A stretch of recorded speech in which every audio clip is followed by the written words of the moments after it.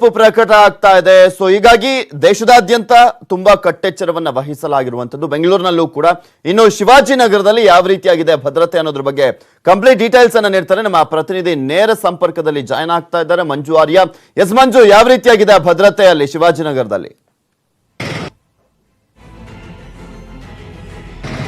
ಪೃಥ್ವಿ, ಇವತ್ತು ಮುಂಜಾನೆ 10:30 ವೇಳೆಗೆ ಸುಪ್ರೀಂ ಕೋರ್ಟ್ ನಲ್ಲಿ ಅಯೋಧ್ಯೆಯ ತೀರ್ಪು ಕೂಡ ಅಷ್ಟೇ ಪ್ರಕಟವಾಗುತ್ತೆ. ಆ ಒಂದು ತೀರ್ಪು ಪ್ರಕಟವಾಗ್ತಿರುವಂತಹ ಹಿನ್ನೆಲೆಯಲ್ಲಿ ಬೆಂಗಳೂರು ನಗರದಲ್ಲಿ ಈಗಾಗಲೇ ಹೈ ಅಲರ್ಟ್ ಅನ್ನು ಕೂಡ ಅಷ್ಟೇ ಘೋಷಣೆ ಮಾಡಿರುವಂತದ್ದು. ಜೊತೆಗೆ ಬೆಂಗಳೂರು ನಗರದಾದ್ಯಂತ ಸುಮಾರು 8,000 ಪೊಲೀಸರನ್ನ ಭದ್ರತೆಗೆ ಅಂತ ನಿಯೋಜನೆ ಮಾಡಿದರೆ ಇನ್ನೇನು ಕೆಲವೇ ಕ್ಷಣದಲ್ಲಿ ಅಂದ್ರೆ ಸುಮಾರು 7 ಗಂಟೆ ವೇಳೆಗೆ, ಮುಂಜಾನೆ 7 ಗಂಟೆ ವೇಳೆಗೆ ಪೊಲೀಸರೆಲ್ಲರೂ ಕೂಡ ಅಷ್ಟೇ ಏನು ಭದ್ರತೆಗೆ ಅಂತ ಬರ್ತಾರೆ. ಜೊತೆಗೆ ಅದರಲ್ಲೂ ಕೂಡ ಅಷ್ಟೇ ಬೆಂಗಳೂರಿನ ಕೆಲವೊಂದು ಏರಿಯಾಗಳನ್ನ ಅತಿ ಸೂಕ್ಷ್ಮ ಪ್ರದೇಶಗಳು ಅಂತಾನೂ ಕೂಡ ಈಗಾಗಲೇ ಪೊಲೀಸರು ಗುರುತಿಸಿದ್ದಾರೆ. ಆ ಒಂದು ಅತಿ ಸೂಕ್ಷ್ಮ ಪ್ರದೇಶದಲ್ಲಿ ಈಗಾಗಲೇ ಸಿಸಿ ಕ್ಯಾಮೆರಾಗಳನ್ನು ಕೂಡ ಅಷ್ಟೇ ಅಳವಡಿಕೆ ಮಾಡಿದ್ದಾರೆ. ಯಾಕಂದ್ರೆ ಯಾವ ಟೈಮ್ ನಲ್ಲಿ ಯಾವುದೇ ರೀತಿಯಂತದ್ದು ಅನಾಹುತಗಳಾಗಬಹುದು, ಅಹಿತಕರ ಘಟನೆಗಳು ಸಂಭವಿಸಬಹುದು ಅನ್ನುವಂತ ಒಂದು ಮುನ್ನೆಚ್ಚರಿಕೆಯ ಕ್ರಮವಾಗಿ ಅತಿ ಸೂಕ್ಷ್ಮ ಪ್ರದೇಶಗಳಲ್ಲಿ ಸಿಸಿ ಕ್ಯಾಮೆರಾಗಳನ್ನು ಅಳವಡಿಕೆ ಮಾಡಿದ್ದಾರೆ. ಅದರಲ್ಲೂ ಪ್ರಮುಖವಾಗಿ ಶಿವಾಜಿನಗರದಲ್ಲಿ ಕೂಡ ನೀವು ನೋಡ್ತಾ ಇರಬಹುದು, ಈಗಾಗಲೇ 7 ಗಂಟೆ ವೇಳೆಗೆ ಪೊಲೀಸ್ ಸಿಬ್ಬಂದಿಯಿಂದ ಒಂದು ಭದ್ರತೆಯನ್ನು ಕೂಡ ಕೈಗೊಳ್ತಾರೆ. ಅದಕ್ಕೂ ಮುಂಚಿತವಾಗಿ ಒಂದು KSRP ತುಕಡಿಯನ್ನು ಕೂಡ ಅಷ್ಟೇ ಈ ಒಂದು ಶಿವಾಜಿನಗರದ ಈ ಒಂದು ಸರ್ಕಲ್ ನಲ್ಲಿ ಏರ್ಪಾಟ್ ಮಾಡಿದ್ದಾರೆ. ಯಾಕಂದ್ರೆ ಈ ಒಂದು KSRP ತುಕಡಿ ಕೂಡ ಅಷ್ಟೇ ನಿನ್ನೆ ಯಾವಾಗ ಇವತ್ತು ಮುಂಜಾನೆ 10:00 ತೀರ್ಪು ಪ್ರಕಟ ಆಗುತ್ತೆ ಅಂತ ಸುಪ್ರೀಂ ಕೋರ್ಟ್ ಹೇಳಿದಂತ ತಕ್ಷಣವೇ ಶಿವಾಜಿನಗರದಲ್ಲಿ ಒಂದು KSRP ತುಕಡಿಯನ್ನು ಕೂಡ ಈಗ ಒಂದು ನಿಯೋಜನೆ ಮಾಡಿದ್ದಾರೆ. ಜೊತೆಗೆ KSRP ತುಕಡಿಯ ಜೊತೆಗೆ ಏನು CSF ನ ಸಿಬ್ಬಂದಿ ಆಗಿರ್ಬೋದು ಅಥವಾ ಎಲ್ಲಾ ಒಂದು ಪೊಲೀಸರನ್ನು ಕೂಡ ಅಷ್ಟು ಈಗಾಗಲೇ ನಿಯೋಜನೆಯನ್ನು ಕೂಡ ಮಾಡ್ತಿದ್ದಾರೆ. ಜೊತೆಗೆ ಅದರಲ್ಲೂ ಪ್ರಮುಖವಾಗಿ ಒಂದು ಶಿವಾಜಿನಗರದ ಏರಿಯಾವನ್ನೇ ಅತಿ ಸೂಕ್ಷ್ಮ ಪ್ರದೇಶ ಅಂತ ಗುರುತಿಸಿರುವಂತದ್ದು. ಯಾಕಂದ್ರೆ ಮುಸ್ಲಿಂ ಸಮುದಾಯಕ್ಕೆ ಸೇರುವಂತಹ ಜನ ಸಾಕಷ್ಟು ಸಂಖ್ಯೆಯಲ್ಲಿ ಇಲ್ಲಿದ್ದಾರೆ. ಜೊತೆಗೆ ಇಲ್ಲಿ ಸಾಕಷ್ಟು ಸಂಖ್ಯೆಯಲ್ಲಿ ಕೆಲಸ ಕೂಡ ಮಾಡ್ತಿದ್ದಾರೆ. ಆ ಒಂದು ಕಾರಣಕ್ಕೆ ತೀರ್ಪು ಪರ ಬರ್ಬೋದು ಅಥವಾ ವಿರುದ್ಧ ಬರ್ಬೋದು, ಯಾವುದೇ ತೀರ್ಪು ಬಂದರೂ ಕೂಡ ಅಷ್ಟೇ ಯಾವುದೇ ಅನಾಹುತಗಳು ಆಗಬಹುದು ಅನ್ನುವಂತ ಒಂದು ಮುನ್ನೆಚ್ಚರಿಕೆಯಿಂದಾಗಿ ಬೆಂಗಳೂರು ನಗರದಲ್ಲಿ ಎಲ್ಲಾ ರೀತಿಯಂತಹ ಭದ್ರತೆಗಳನ್ನು ಕೂಡ ಈಗಾಗಲೇ ಕೈಗೊಂಡಿದ್ದಾರೆ. ಇದು ಕೇವಲ ಭದ್ರತೆ ಅಷ್ಟೇ ಅಲ್ಲ, ಒಂದು ಮುಂಜಾನೆ 6 ಗಂಟೆಯಿಂದ ಮಧ್ಯರಾತ್ರಿ 12 ಗಂಟೆವರೆಗೂ ಕೂಡ ಅಷ್ಟೇ ಬೆಂಗಳೂರು ನಗರದಾದ್ಯಂತ ಎಲ್ಲಾ ಬಾರ್ ಅಂಡ್ ರೆಸ್ಟೋರೆಂಟ್ ಗಳನ್ನು ಕೂಡ ಬಂದ್ ಮಾಡಿಸ್ತಿದ್ದಾರೆ. ಯಾಕಂದ್ರೆ ಎಣ್ಣೆ ಮಾರಿದಂತ ಟೈಮ್ ನಲ್ಲಿ ಅದನ್ನು ಸೇವಿಸಿದಂತಹ ಸಂದರ್ಭದಲ್ಲಿ ಅನಾಹುತಗಳಾಗಬಹುದು ಅನ್ನುವಂತ ಒಂದು ಕಾರಣಕ್ಕೋಸ್ಕರ ಎಲ್ಲಾ ಬಾರ್ ಅಂಡ್ ರೆಸ್ಟೋರೆಂಟ್ ಗಳನ್ನು ಕೂಡ ಅಷ್ಟೇ ಈಗಾಗಲೇ ಬಂದ್ ಮಾಡಿದ್ದಾರೆ. ಜೊತೆಗೆ ಬೆಂಗಳೂರಿನಾದ್ಯಂತಲೂ ಕೂಡ ಅಷ್ಟೇ 144 ಸೆಕ್ಷನ್ ಕೂಡ ಅಷ್ಟೇ ಬಹುತೇಕ ಜಾರಿಯಾಗಿದ್ದು ಯಾರು ಕೂಡ ಅಷ್ಟೇ ಸಭೆ ಸಮಾರಂಭಗಳನ್ನು ಕೂಡ ನಡೆಸಬಾರದು ಅನ್ನುವಂತ ಆದೇಶವನ್ನು ಕೂಡ ಬೆಂಗಳೂರು ನಗರ ಪೊಲೀಸ್ ಆಯುಕ್ತರಂತ ಭಾಸ್ಕರ್ ಅವರು ಕೂಡ ಹೊರಡಿಸಿರುವಂತಹದ್ದು. ಪೃಥ್ವಿ, ಓಕೆ, ಥ್ಯಾಂಕ್ ಯು ಮಂಜು ನಿಮ್ಮೆಲ್ಲ ಸಂಪೂರ್ಣ ಮಾಹಿತಿಗೋಸ್ಕರ. ಸೊ ನೋಡಿದ್ರೆ ಯಾವ ರೀತಿಯಾಗಿ ಭದ್ರತೆಯನ್ನ ಕೈಗೊಳ್ಳಲಾಗಿದೆ ಬೆಂಗಳೂರಿನಲ್ಲಿ ಅಂತ. ಇನ್ನು ಇಂದು ಅಯೋಧ್ಯೆ ತೀರ್ಪು ಪ್ರಕಟ ಆಗ್ತಾ ಇರುವಂತಹ ಹಿನ್ನೆಲೆಯಲ್ಲಿ ನ್ಯಾಯಮೂರ್ತಿ ಅಬ್ದುಲ್ ನಜೀರ್ ಮನೆಗೆ ಭದ್ರತೆಯನ್ನ ಒದಗಿಸಲಾಗಿರುವಂತದ್ದು.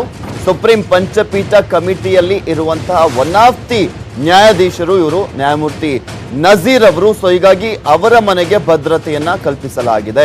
ಆಲ್ಮೋಸ್ಟ್ ಎಲ್ಲ 5 ಪಂಚಪೀಠದಲ್ಲಿ ಇರುವಂತಹ ನ್ಯಾಯಾಧೀಶರ ಮನೆಗಳಲ್ಲೂ ಕೂಡ Z+ ಸೆಕ್ಯೂರಿಟಿಯನ್ನ ಈಗ ಆಲ್ರೆಡಿ ಕೊಡಲಾಗಿದೆ. ಅದರಲ್ಲೂ ಯಾಕೆ ನ್ಯಾಯಮೂರ್ತಿ ನಜೀರ್ ಅಂದ್ರೆ ಅವರು ಬೆಂಗಳೂರಿನಲ್ಲಿ ಇರುವಂತಹ ಕೋರಮಂಗಲದ 4ನೇ ಬ್ಲಾಕ್ ನಲ್ಲಿರುವ ಅವರ ನಿವಾಸಕ್ಕೆ ಈಗ ಭದ್ರತೆಯನ್ನ ಕೊಡಲಾಗಿರುವಂತದ್ದು. ಬೆಂಗಳೂರಿನಲ್ಲಿದೆ ಅವರ ನಿವಾಸ. ಕೋರಮಂಗಲ ಪೊಲೀಸರಿಂದ ನ್ಯಾಯಾಧೀಶರ ಮನೆಗೆ ಭದ್ರತೆಯನ್ನ ಕೊಡಲಾಗಿದೆ. ತೀರ್ಪಿನ ಬಳಿಕ ಮತ್ತಷ್ಟು ಭದ್ರತೆಗೆ ಹಿರಿಯ ಅಧಿಕಾರಿಗಳು ಈಗ ಆಲ್ರೆಡಿ ಸೂಚನೆಯನ್ನ ನೀಡಿದ್ದಾರೆ. ಯಾವ ರೀತಿಯಾಗಿರುತ್ತೆ ಪರಿಸ್ಥಿತಿ, ಹಾಗೆ ಯಾವ ರೀತಿಯಾಗಿರುತ್ತೆ ತೀರ್ಪನ್ನ ಕೊಟ್ಟಂತ ಸಂದರ್ಭದಲ್ಲಿ ಮನಸ್ಥಿತಿ ಅನ್ನೋದನ್ನ ನೋಡ್ಕೊಂಡು ಮತ್ತಷ್ಟು ಭದ್ರತೆಯನ್ನ ಜಾಸ್ತಿ ಮಾಡಿ ಅಂತ ಕೂಡ ಈಗ ಆಲ್ರೆಡಿ ಮೆಸೇಜ್ ಹೋಗಿದೆ. ಇಲ್ಲಿ ಇರುವಂತ 5 ನ್ಯಾಯಾಧೀಶರುಗಳ ಮನೆಗಳಿಗೂ ಕೂಡ Z+ ಸೆಕ್ಯೂರಿಟಿಯನ್ನ ನೀಡಲಾಗಿದೆ.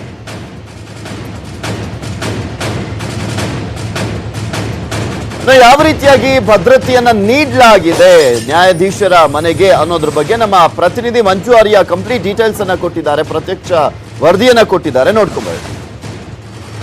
ಅಯೋಧ್ಯೆ ತೀರ್ಪು ಸುಪ್ರೀಂ ಕೋರ್ಟ್ನಲ್ಲಿ ಇವತ್ತು ಬರ್ತಾ ಇದೆ. ಆ ಒಂದು ನಿಟ್ಟಿನಲ್ಲಿ ಆ ಒಂದು ಅಯೋಧ್ಯೆ ತೀರ್ಪನ್ನ ಓದ್ತಿರುವಂತಹ ಒಂದು ಕಮಿಟಿಯಲ್ಲಿ ಇರುವಂತಹ ಒಂದು ನ್ಯಾಯಾಧೀಶರ ಹೆಸರಂದ್ರೆ ಅದು ಅಬ್ದುಲ್ ನಜೀರ್.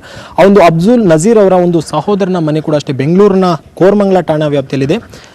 ಮುನ್ನೆಚ್ಚರಿಕೆ ಕ್ರಮವಾಗಿ ಕೋರಮಂಗಲದ ಪೊಲೀಸರು ಕೂಡ ಅಷ್ಟೇ ಮನೆಯ ಮುಂಭಾಗದಲ್ಲಿ ಈಗಾಗಲೇ ಬಿಗಿ ಪೊಲೀಸ್ ಬಂದೋಬಸ್ತ್ ವ್ಯವಸ್ಥೆಯನ್ನು ಮಾಡಿಕೊಂಡಿದ್ದಾರೆ. ಜೊತೆಗೆ ಈ ಒಂದು ಮನೆಯ ಒಂದು ಸುತ್ತಮುತ್ತಲೂ ಕೂಡ ಅಷ್ಟೇ ಯಾವುದೇ ಒಬ್ಬ ವ್ಯಕ್ತಿಗಳು ಓಡಾಟ ಮಾಡಿದ್ರು ಕೂಡ ಅವರ ಒಂದು ಬಯೋಡೇಟಾವನ್ನು ಕೂಡ ಈಗಾಗಲೇ ಪೊಲೀಸರು ಬರ್ಕೊಂತಿದ್ದಾರೆ. ಜೊತೆಗೆ ಈ ಒಂದು ದೃಶ್ಯಾವಳಿಯಲ್ಲಿ ಕೂಡ ನೀವು ನೋಡ್ತಾ ಇರ್ಬೋದು, ಖುದ್ದಾಗಿ ಕೋರಮಂಗಲ ಠಾಣೆಯ ಇನ್ಸ್ಪೆಕ್ಟರ್ ಆಗಿರುವಂತಹ ಶಶಿಧರ್ ಅವರು ಈ ಮನೆಯ ಮುಂಭಾಗಕ್ಕೆ ಬಂದು ಪೊಲೀಸರಿಂದ ಮಾಹಿತಿಯನ್ನು ಕಲೆ ಹಾಕ್ತಿದ್ದಾರೆ. ಸಂಜೆಯಿಂದಲೂ ಕೂಡ ಅಷ್ಟೇ ಯಾವ ರೀತಿಯಂತಹ ಭದ್ರತೆ ಇಲ್ಲಿದೆ ಮತ್ತು ಯಾರಾದರೂ ಅನುಮಾನಾಸ್ಪದವಾಗಿ ವ್ಯಕ್ತಿಗಳೇನಾದರೂ ಓಡಾಟ ಮಾಡ್ತಿದ್ದಾರಾ ಅಥವಾ ಏನು, ಪ್ರತಿಯೊಂದು ಇನ್ಫಾರ್ಮೇಷನ್ ಅನ್ನು ಕೂಡ ಅವರು ಗ್ಯಾದರ್ ಮಾಡ್ತಿದ್ದಾರೆ. ಜೊತೆಗೆ ಇದು ಅಬ್ದುಲ್ ನಜೀರ್, ಅಲ್ಲಿ ನೀವು ಒಂದು ದೃಶ್ಯದಲ್ಲಿ ಕೂಡ ನೀವು ನೋಡ್ತಾ ಇರ್ಬೋದು, ಅಲ್ಲಿ ಜಸ್ಟಿಸ್ ಎಸ್ ಅಬ್ದುಲ್ ನಜೀರ್ ಅಂತ ಅವ್ರ ಹೆಸರು ಕೂಡ ಅಷ್ಟೇ, ಅಂದರೆ ಅವರ ಒಂದು ಮನೆ ಇದು. ಅಂದರೆ ಈ ಮೊದಲು ಕೂಡ ಅಷ್ಟೇ ಅವರು ಸುಪ್ರೀಂ ಕೋರ್ಟ್ನಲ್ಲಿ ನ್ಯಾಯಾಧೀಶ ಆಗೋಕ್ಕಿಂತ ಮುಂಚೆ ಇಲ್ಲೇ ಕೂಡ ಇದ್ರು. ಆ ಒಂದು ಸಂದರ್ಭದಲ್ಲಿ ಕಟ್ಟಿದಂಥ ಮನೆ, ಈಗ ಆ ಒಂದು ಮನೆಗೆ ಬಿಗಿ ಪೊಲೀಸ್ ಬಂದೋಬಸ್ತ್ ವ್ಯವಸ್ಥೆ ಮಾಡಿದರೆ ಇವತ್ತು ಬೆಳಿಗ್ಗೆ 10:30 ವೇಳೆಗೆ ಸುಪ್ರೀಂ ಕೋರ್ಟ್ನಲ್ಲಿ ಅಯೋಧ್ಯೆ ತೀರ್ಪು ಬರ್ತಾ ಇದೆ. ಆ ಒಂದು ತೀರ್ಪನ್ನು ಪ್ರಕಟ ಮಾಡುವಂತಹ ಒಂದು ಕಮಿಟಿಯಲ್ಲಿ ಕೂಡ ಈ ಒಂದು ಅಬ್ದುಲ್ ನಜೀರ್ ಅವರು ಕೂಡ ಒಬ್ಬರು ನ್ಯಾಯಾಧೀಶರಾಗಿರ್ತಾರೆ. ಆ ಒಂದು ಕಾರಣಕ್ಕೋಸ್ಕರ ಏನೇ ಒಂದು ಅಹಿತಾರ ಘಟನೆಗಳಾಗ್ಬೋದು, ಯಾಕಂದರೆ ತೀರ್ಪು ಪ್ರಕಟ ಮಾಡುವಂತಹ ನ್ಯಾಯಾಧೀಶರ ಒಂದು ಕಮಿಟಿಯಲ್ಲಿ ಅವರ ಹೆಸರು ಕೂಡ ಇದೆ. ಅವರೇನಾದರೂ ಒಂದು ವೇಳೆ ಏನಾದರೂ ಪರ ಮತ್ತು ವಿರೋಧ ತೀರ್ಪು ಯಾವುದೇ ಬರ್ಬೋದು, ಯಾವುದೇ ರೀತಿಯಂಥ ಒಂದು ಘಟನೆಗಳು ಸಂಭವಿಸ್ಬೋದು ಅನ್ನೋಂಥ ಒಂದು ಮುನ್ನೆಚ್ಚರಿಕೆಯ ಒಂದು ಹಿನ್ನೆಲೆಯಲ್ಲಿ ಬಿಗಿ ಪೊಲೀಸ್ ಬಂದೋಬಸ್ತನ್ನು ಮಾಡಿದರೆ. ಇವತ್ತು ಬೆಳಿಗ್ಗೆ ಕೂಡ ಅಷ್ಟೇ ಸೆಕ್ಯೂರಿಟಿಯನ್ನು ಕೂಡ ಅಷ್ಟೇ ಜಾಸ್ತಿ ಮಾಡುವಂತೆ ಹಿರಿಯ ಪೊಲೀಸ್ ಅಧಿಕಾರಿಗಳು ಕೂಡ ಅಷ್ಟೇ ಪೊಲೀಸರಿಗೆ ಮಾಹಿತಿ ಕೊಟ್ಟಂತ ಹಿನ್ನೆಲೆಯಲ್ಲಿ ಎಲ್ಲ ರೀತಿಯಂಥ ಭದ್ರತೆಯನ್ನು ಕೂಡ ಅಬ್ದುಲ್ ನಜೀರ್ ಅವರ ಮನೆಯ ಮುಂಭಾಗದಲ್ಲಿ ಪೊಲೀಸರು ಕೈಗೊಂಡಿದ್ದಾರೆ. ಕ್ಯಾಮರಾ ಪರ್ಸನ್ ಕೊಂಡಯ್ಯ ಜೊತೆ ಮಂಜುನಾಥ್, ನ್ಯೂಸ್ 18 ಕನ್ನಡ, ಬೆಂಗಳೂರು. ನೋಡ್ತಾ ಇದ್ರೆ ಯಾವ ರೀತಿಯಾಗಿ ಅಲ್ಲಿ ಭದ್ರತೆಯನ್ನ ಒದಗಿಸಲಾಗಿದೆ ಅಂತ. ಇಂದು ಐತಿಹಾಸಿಕ ಅಯೋಧ್ಯೆ ತೀರ್ಪು ಹೊರಬೀಳ್ತಾ ಇರುವಂತ ಹಿನ್ನೆಲೆಯಲ್ಲಿ ದೇಶದಾದ್ಯಂತ, ಕರ್ನಾಟಕದಲ್ಲಿ ಯಾವ ರೀತಿಯಾಗಿ ಭದ್ರತೆಯನ್ನ ಕೊಡಲಾಗಿದೆ ಅನ್ನೋದನ್ನ ನೋಡಿದ್ರಿ. ಇಡೀ ದೇಶದಾದ್ಯಂತನೂ ಕೂಡ ಇದೇ ರೀತಿಯಾದಂತ ಭದ್ರತೆ ಇದೆ, ಇದೇ ರೀತಿಯಾದಂತ ಕಟ್ಟೆಚ್ಚರವನ್ನ ವಹಿಸಲಾಗಿರುವಂತದ್ದು. ಕೇಂದ್ರ ಗೃಹ ಇಲಾಖೆ ಎಲ್ಲಾ ರಾಜ್ಯಗಳಿಗೂ ಈಗ ಆಲ್ರೆಡಿ ಸೂಚನೆಯನ್ನ ಕೊಟ್ಟಿದೆ. ಇಂದು ಐತಿಹಾಸಿಕ ಅಯೋಧ್ಯೆ ತೀರ್ಪು ಬರ್ತಾ ಇದೆ. ಕೋರಮಂಗಲದ ನ್ಯಾಯಾಧೀಶರ ಮನೆಗಳಿಗೆ ಭದ್ರತೆಯನ್ನ ನೀಡಲಾಗಿರುವಂತದ್ದು. ಕೋರಮಂಗಲದ ಜುಡಿಷಿಯಲ್ ಬ್ಲಾಕ್ ನಲ್ಲಿರುವಂತಹ ಮನೆಗಳು ಅವೆಲ್ಲವಕ್ಕೂ ಕೂಡ ಭದ್ರತೆಯನ್ನ ನೀಡಲಾಗಿದೆ. ಯಾಕಂದ್ರೆ ಜುಡಿಷಿಯಲ್ ಕಟ್ಟಡಗಳು ಅಂದ್ರೆ ನ್ಯಾಯಾಧೀಶರುಗಳು ಇರುವಂತಹ ಒಂದು ಮನೆಗಳು ಅವು. ಸೊ ಹೀಗಾಗಿನೇ ಅಲ್ಲಿ ಸಾಕಷ್ಟು ಭದ್ರತೆ, ಬಿಗಿ ಭದ್ರತೆಯನ್ನ ನೀಡಲಾಗಿರುವಂತದ್ದು. ಮುನ್ನೆಚ್ಚರಿಕಾ ಕ್ರಮವಾಗಿ ನ್ಯಾಯಾಧೀಶರ ಮನೆಗಳಿಗೆ ಭದ್ರತೆಯನ್ನ ನೀಡಲಾಗಿದೆ. ಇಲ್ಲಿ ಸುಮಾರು 150ಕ್ಕೂ ಅಧಿಕ ನ್ಯಾಯಾಧೀಶರು ಇರುವಂತ ಬ್ಲಾಕ್ ಅದು. ಕೋರಮಂಗಲ ಇನ್ಸ್ಪೆಕ್ಟರ್ ಶಶಿಧರ್ ಅವರ ನೇತೃತ್ವದಲ್ಲಿ ಬಂದೋಬಸ್ತನ್ನ ಅಲ್ಲಿ ಕೈಗೊಳ್ಳಲಾಗಿದೆ.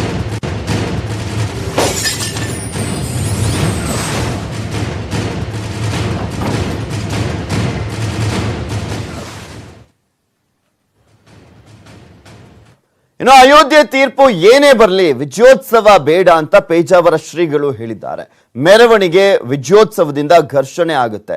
ಒಂದ್ ವೇಳೆ ಶಾಂತಿ ಭಂಗವಾದ್ರೆ ನಾನು ಉಪವಾಸ ಕೂರುವೆ ಅಂತ ಶ್ರೀಗಳು ಹೇಳಿಕೆಯನ್ನ ನೀಡಿರುವಂತದ್ದು. ಶಾಂತಿ ಭಂಗವಾದ್ರೆ ನಾನೇ ಉಪವಾಸ ಕೂರ್ಬೇಕಾಗುತ್ತೆ ಅಂತ ಕೂಡ ಶ್ರೀಗಳು ಹೇಳಿಕೆಯನ್ನ ನೀಡಿದ್ದಾರೆ. ಯಾವುದೇ ರೀತಿಯಾದಂತ ಅಂದ್ರೆ ಇಲ್ಲಿ ಒಂದೇ ಮೆಸೇಜು, ಸಿಂಪಲ್ ಲೈನ್ ಅಲ್ಲಿ ಅವರು ಮೆಸೇಜ್ ಅನ್ನ ಪಾಸ್ ಮಾಡಿರುವಂತದ್ದು. ಯಾವುದೇ ರೀತಿಯಲ್ಲೂ ಕೂಡ ಶಾಂತಿ ಭಂಗ ಆಗದ ರೀತಿಯಲ್ಲಿ ಎಲ್ಲರೂ ಕೂಡ ವರ್ತಿಸಿ, ಅದೇನೇ ಬರಲಿ ತೀರ್ಪು, ಯಾರ ಪರವಾಗಿ ಆದ್ರೂ ಬರಲಿ ತೀರ್ಪು, ಆದ್ರೆ ಶಾಂತಿ ಭಂಗ ಆಗಬಾರ್ದು.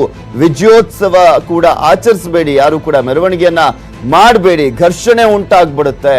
ಈ ರೀತಿಯಾಗಿ ಅಕಸ್ಮಾತ್ ಶಾಂತಿ ಗಲಭೆ ಏನಾದ್ರೂ ಆಗಿದ್ದೆ ಆದಲ್ಲಿ ನಾನು ಉಪವಾಸವನ್ನ ಕೂರ್ಬೇಕಾಗತ್ತೆ ಅಂತ ಶ್ರೀಗಳು ಇಲ್ಲಿ ಎಚ್ಚರವನ್ನ ಕೂಡ ನೀಡಿರುವಂತದ್ದು, ಎಚ್ಚರಿಕೆಯನ್ನ ಕೂಡ ಕೊಟ್ಟಿದ್ದಾರೆ. ಅವರ ಅಂದ್ರೆ ಕಾರ್ಯಕರ್ತರಾಗಿರ್ಬೋದು, ಅವರ ಭಕ್ತರಾಗಿರ್ಬೋದು, ಅವರೆಲ್ಲರಿಗೂ ಕೂಡ ಅವರು ಎಚ್ಚರಿಕೆಯನ್ನ ಕೊಟ್ಟಿರುವಂತದ್ದು. ಯಾವುದೇ ರೀತಿಯಾದಂತಹ ಹಿಂಸೆಗೆ ಅಣಿಯಾಗಬೇಡಿ ಅನ್ನುವ ಮೆಸೇಜ್ ಅನ್ನ ಪಾಸ್ ಮಾಡಿದ್ದಾರೆ.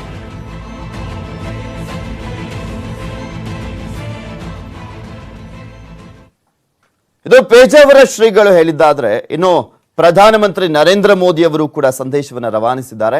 ಇನ್ನು ಅಯೋಧ್ಯೆ ತೀರ್ಪು ಏನೇ ಬರಲಿ ದೇಶದಲ್ಲಿ ಶಾಂತಿಯನ್ನ ಕಾಪಾಡಿ ಅಂತ ಪ್ರಧಾನಿ ನರೇಂದ್ರ ಮೋದಿ ಹೇಳಿಕೆಯನ್ನ ನೀಡಿರುವಂತದ್ದು. ಹಾಗೆ ಟ್ವೀಟ್ ಅನ್ನ ಕೂಡ ಮಾಡಿದ್ದಾರೆ, ಅದನ್ನ ನಿಮಗೂ ಕೂಡ ತೋರಿಸ್ತಾ ಇದೀವಿ. ಅಯೋಧ್ಯೆ ತೀರ್ಪು ಯಾರೊಬ್ಬರ ಸೋಲು ಅಲ್ಲ, ಗೆಲುವು ಅಲ್ಲ. ತೀರ್ಪು ಏನೇ ಬಂದರೂ ಕೂಡ ದೇಶದ ಶಾಂತಿ, ಸುವ್ಯವಸ್ಥೆ ಮತ್ತು ಏಕತೆಗೆ ಧಕ್ಕೆಯುಂಟಾದಂತಾಗುತ್ತೆ. ಸೊ ಹೀಗಾಗಿ ಎಚ್ಚರ ವಹಿಸಿ ಎಲ್ಲರೂ ಕೂಡ, ಇದು ನಮ್ಮೆಲ್ಲರ ಜವಾಬ್ದಾರಿ ಅಂತ ಸರಣಿ ಟ್ವೀಟ್ ಅನ್ನ ಮಾಡಿದ್ದಾರೆ ಪ್ರಧಾನಮಂತ್ರಿ ನರೇಂದ್ರ ಮೋದಿ ಅವರು. ಇನ್ನು ಶಾಂತಿ ಸುವ್ಯವಸ್ಥೆಗೆ ಭಂಗ ಬಾರದ ರೀತಿಯಲ್ಲಿ ಕ್ರಮ ಕೈಗೊಳ್ಳೋದಕ್ಕೆ ಎಲ್ಲ ಧರ್ಮ ಮುಖಂಡರುಗಳು ಅಂದ್ರೆ ಧರ್ಮಗಳ ಮುಖಂಡರುಗಳ ಜೊತೆ ಸ್ವಾಮೀಜಿಗಳ ಜೊತೆ ಅವರು ಮಾತನಾಡಿದ್ದಾರೆ, ಸಂದೇಶವನ್ನ ಕೂಡ ಕೊಟ್ಟಿದ್ದಾರೆ. ಸಕಾರಾತ್ಮಕ ಕ್ರಮ ಕೈಗೊಳ್ಳಿ ಅಂತ ಕೂಡ ಅವರು ಹೇಳಿರುವಂತದ್ದು. ಹಾಗೆ ಅವರು ಸಕಾರಾತ್ಮಕ ಕ್ರಮಗಳನ್ನ ಕೈಗೊಂಡಿದ್ದಾರೆ ಅಂತ ಕೂಡ ಹೇಳಿದ್ದಾರೆ. ಇದಕ್ಕಾಗಿ ಅವರೆಲ್ಲರಿಗೂ ಕೂಡ ಅಭಿನಂದನೆಗಳು ಅಂತ ನರೇಂದ್ರ ಮೋದಿ ಅವರು ಹೇಳಿರುವಂತದ್ದು. ಹಾಗೆ ತಮ್ಮ ಸಹೋದ್ಯೋಗಿಗಳಿಗೆ ಅಂದ್ರೆ ಅವರ ಸಂಪುಟದಲ್ಲಿ ಇರುವಂತ ಎಲ್ಲಾ ಸಚಿವರನ್ನು ಕೂಡ ಕರೆದು ಒಂದು ಬಾರಿ ಮೀಟಿಂಗ್ ಅನ್ನ ಕೂಡ ಮಾಡಿ ಯಾವುದೇ ರೀತಿಯಾದಂತ ಶಾಂತಿ ಕದಡುವಂತ ಕೆಲಸ ದೇಶದಲ್ಲಿ ಆಗಬಾರ್ದು, ನೀವು ಕೂಡ ಯಾರು ಕೂಡ ಆ ರೀತಿಯಾಗಿ ಹೇಳಿಕೆಗಳನ್ನ ಕೊಡಬೇಡಿ ಅಂತ ಕೂಡ ಅವರು ಎಚ್ಚರಿಕೆಯನ್ನ ಕೊಟ್ಟಿದ್ದಾರೆ.